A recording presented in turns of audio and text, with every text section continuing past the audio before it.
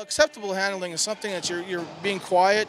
You're trying not to make unnecessary noise to startle or to put unnecessary pressure on the animal.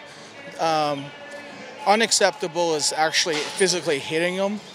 That's not really that's detrimental to what you're wanting to do.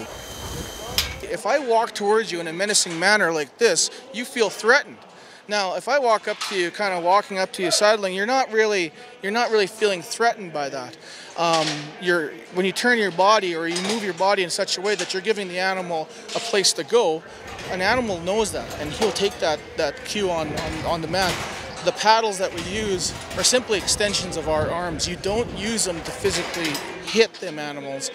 Otherwise, what they'll do is that any animal that feels threatened, they'll always fight through that pressure. They'll fight through that physicality, and that's when people get hurt. That's when animals get hurt. All the people in our crew have been with us for so long that we basically haven't ever had an issue with one of our crew ever violating that. The biggest thing is from people who aren't experienced and people who are simply not supposed to be where they're supposed to be.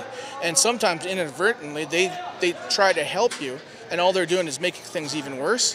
One of the biggest things we've learned with animals, and I've learned here at Stampede, is that sometimes just one or two people is better than a whole crew or a whole gang of animals.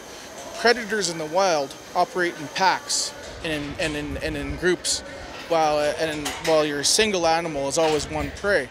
You don't want to do that.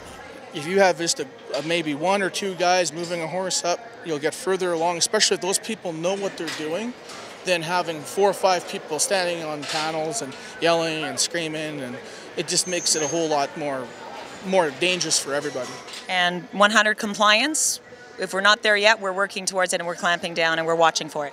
The biggest thing is we're not at 100 yet, but we're probably 99.5, so we're pretty proud of that around here.